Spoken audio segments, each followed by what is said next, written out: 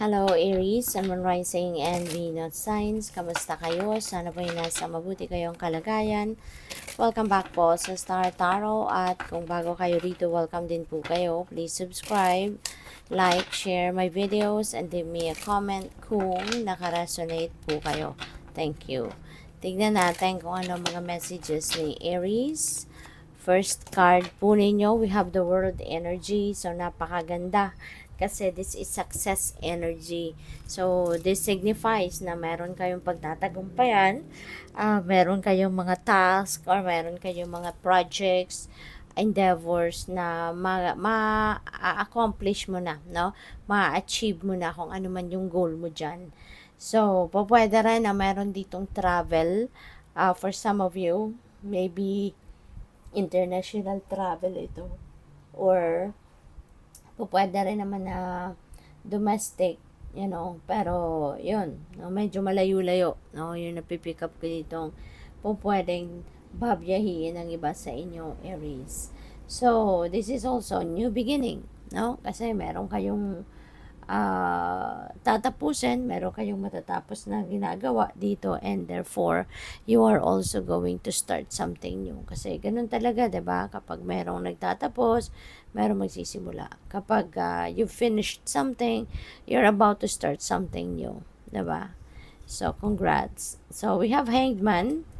Ayan, so, for some of you, kailangan muna ninyo na mag-step back muna from what is making you busy.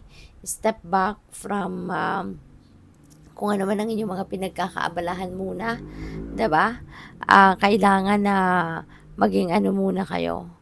Kailangan na reflect muna kayo, makapagpahinga muna kayo before you start something new, 'di ba? Para you need to be replenished first. You need to be replenished. You need to be um, rejuvenating, no, and recharging muna bago kayo magsimulang muli. Alright? Para nang sa gayon, baka mas makapagplano pa kayo ng maigi, mas makapag-isip pa kayo ng mabuti, So, there could be somehow, a delay or meron mo ng pause dito, but don't worry because things will move forward then, no, soon. So what else? We have the Ace of Wands. Ayan. So this is new beginning energy. So meron talaga kayong mga sisimulang bagong ganap, no? Maaari na yung opportunity dito na magsisimula, no, is the new opportunity na sinasabi din in the world energy, no, na kung ano man dadating sa inyo, pwedeng you're going to take advantage of it talaga at magsisimula kayo ng bagong chapter.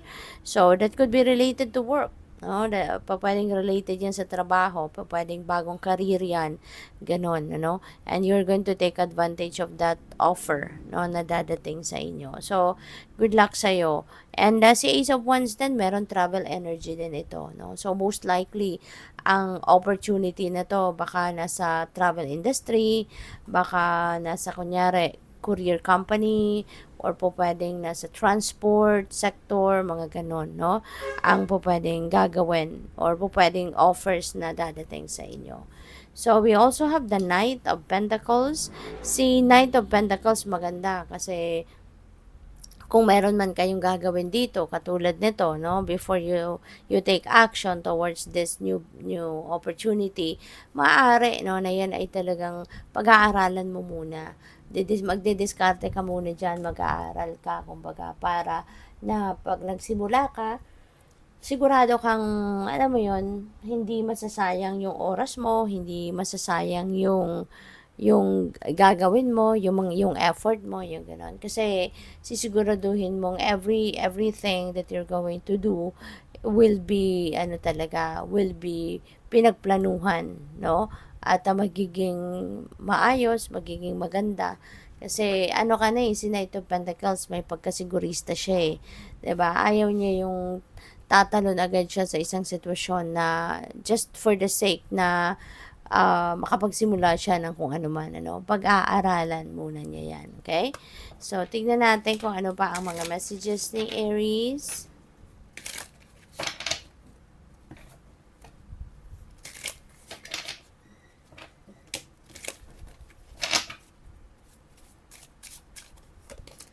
So, we have hobbies. Ayan. So, you know what?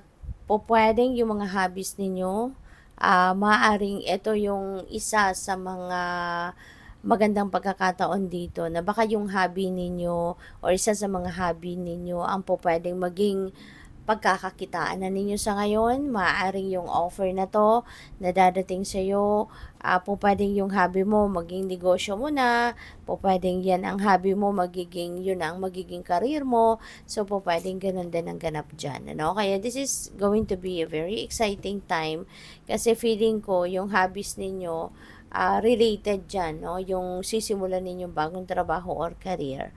Baka yung ginagawa ninyo, yung hobby ninyo, maaring yun na ang magiging main ano ninyo, commodity kumbaga, no? Diyan sa negosyo ninyo or po pwedeng sa trabaho.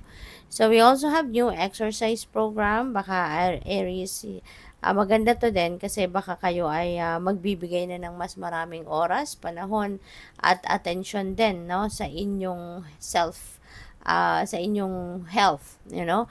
At maaari ngayon bilang parte ng inyong pagsa-self-care, baka you are going to embrace a new exercise program. Baka ngayon magsisimula na muli kayong mag-exercise at baka magsisimula na kayong muli para kayo ay para kayo ay maging mas healthy pa, no? So, good luck sa'yo. So, we also have changing your mind. Ayan. So, ano kaya ang regarding ano kaya, no, magbabago ang isip ninyo. Maaaring may mga decisions kayo na pwedeng decision ito sa pagbabiyahe, decision sa bagong trabaho ninyong kukunin, kung trabaho man yan or mga business siguro na ipuput up ninyo, no? So, baka magkakaroon kayo ng pagbabago ng isip. Maybe meron na kayong konkretong plano and maybe there are some things na you want to reconsider kaya merong mga siguro pagbabago dito. Maybe there will be some things na you're having a cold feet, diba? So, depende yan sa inyong sitwasyon. But yeah, there could be concrete plan, no, na maaaring magbabago ang isip ninyo towards that. So, good luck sa'yo. Thank you for watching. Love and light. Namaste.